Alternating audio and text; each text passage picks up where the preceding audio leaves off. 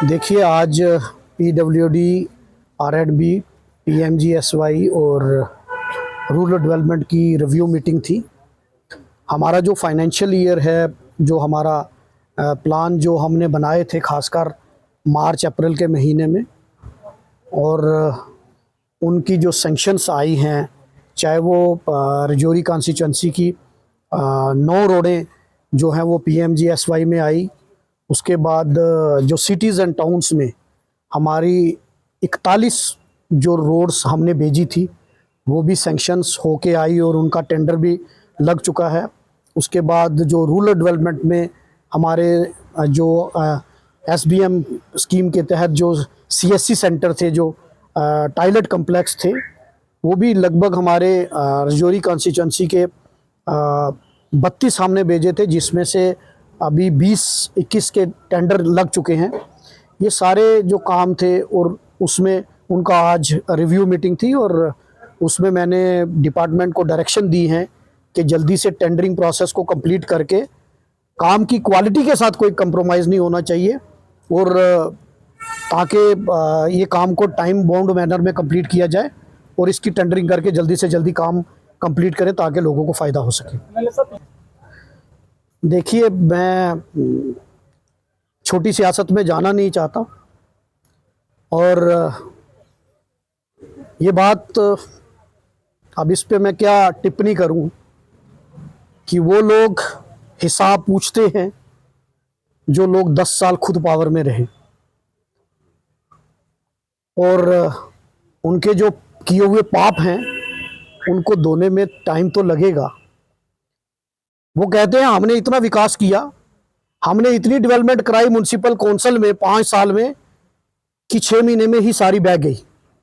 मैं आपसे पूछना चाहता हूं आपके माध्यम से, क्योंकि हालांकि मैं बदले की राजनीति करना नहीं चाहता और ना ही मैं इस छोटी बात पे आना चाहता था, ये आपने सवाल किया तो जवाब देना पड़ा कि जो अगर आपने विकास किया, तो मेरा सवाल आपसे है कि अगर विकास आपने 5 साल में बहुत किया है, म्युनिसिपल काउंसिल में 2.5 करोड़ रुपये आपने दिए, तो गलियां क्यों कच्ची हैं? फिर बरसात में पानी क्यों भर जाता है? इसकी जवाबदेही कौन देगा?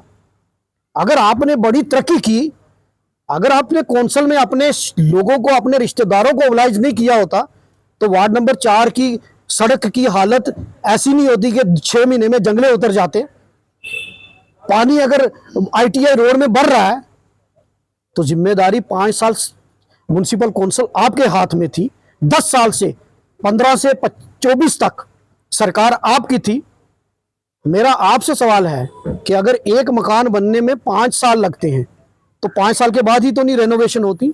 मुझे एमएलए बने हुए 8 महीने हो गए हैं और आप कहते हैं कि हमने बड़ा विकास किया, अब कोई विकास नहीं हो रहा। तो मैं उनसे कहूँगा कि अपनी आंखें खोलिए, और मैंने आप वाला विकास नहीं किया, मैंने 41 रोडें सिटीज़ एंड टाउन्स में लाई हैं। और मेरे कोई एक मैं सुन रहा था, एक कहता है जी सिटी और टाउन्स की रोडों में शायद गाँव की रोडें हैं। भाई, उनको इतना पता नहीं कि सिटीज़ एंड टाउन्स एक हेड का नाम है, और जो सरकार की तरफ से सिटीज़ एंड टाउन्स की रोड्स होती है उसमें आप गाँव की रोड भी आप इंक्लूड करेंगे। आप कहते हैं कि हमने 5 साल में विकास, अगर आपने भ्रष्टाचार नहीं किया होता, वो कहते हैं जी गलियों में हम चलते हैं, हम टाइलें उखड़ गई हैं, तो टाइलें उखड़ी हैं तो ठेकेदार कौन थे? अपने वर्करों से ठेकेदारी कम करवानी थी, अपने रिश्तेदारों से ठेकेदारी कम करवानी थी, और सब स्टैंडर्ड मटेरियल जब यूज हो रहा था तो आपने उनको पकड़ना चाहिए था। अब हम आए हैं, जनता ने मौका दिया है, 41 रोडें सिटी और टाउन्स में लाई हैं, उनके टेंडर भी हो चुके हैं। लगभग 25 के करीब हमारे सैनिटरी कम्प्लेक्स हमने मंदिरों में दिए, मस्जिदों में दिए, ज़ियारतों में दिए, गुरुद्वारे में दिए, और उसके बाद अभी पीएमजीएसवाई की रोड्स जो हैं 9 रोड हैं। अब मेरे वो साथी कह रहे थे कि पक्षपात हुआ। आप मुझे बताइए, क्या चलास में अगर बॉर्डर के पास वहां रोड दी गई है, चलास रटल, तो क्या वो लोग डिजर्व नहीं करते? अगर छप्परदाड़े में रोड दी गई है तो क्या वो डिजर्व नहीं करते? और मैंने कोई पक्षपात नहीं किया, हर ब्लॉक में, मेरी कॉन्स्टिट्यूंसी के 4 ब्लॉक हैं, मैंने डूंगी ब्लॉक में रोड 2 रोडें डूंगी ब्लॉक में दी, 2 रोड मैंने मुक्कू लदोट पंचायत में मुक्कू उस एरिया में, अगर मैंने दूर दराज एरिया में रोड दी, और डांगरी ब्लॉक में 2 रोड दी, डूंगी ब्लॉक में 2 रोडें दी, रजौरी ब्लॉक में मैंने 2 रोड दी, और पंचग्राई में मेरी 1 रोड आई है, क्योंकि उसमें मेरी सिर्फ 3 पंचायतें थी। और ये 9 के करीब जो रोड हैं, जैसे अगर आप अल्टरनेट देखेंगे, दराली पुल से ऊपर चौधरी नाल टच जो कर रही है, अगर ये रोड आई है तो क्या ये लोगों की रोड नहीं है? और वो कहते हैं कि वो एरिया छोड़ दिया। मैं उनको बताना चाहता हूं कि ये तो अभी आगाज है, आप इतने परेशान मत होइए। ये सारे 90 के 90 हज़ार मेरे वोटर हैं, और मैं किसी के साथ पक्षपात नहीं करूंगा, क्योंकि मुझे हर वर्ग ने प्यार दिया है, चाहे उसमें एससी हो, एसटी हो, ओबीसी हो, पहाड़ी हो, गुजर हो, बकरवाल हो, कश्मीरी हो, ब्राह्मण हो, शेड्यूल कास्ट हो, महाजन हो, राजपूत हो, सब ने मुझे वोट दिया है। और मैं एक तरफा जात पात और मजहब की सियासत, ना बांटने वाली सियासत हमने की है, ना आगे हम करेंगे। अभी लगभग पीएमजीएसवाई में फर्स्ट फेज में 9 आई हैं, सेकंड फेज में 25 रोडें और सैंक्शन हो गई हैं, और मैंने उसमें हर तरह की एरिया की रोड वो है, उसमें प्रायोरिटी में हम लाएंगे। और नबार्ड के तहत मैंने 17 रोडें भेजी हैं।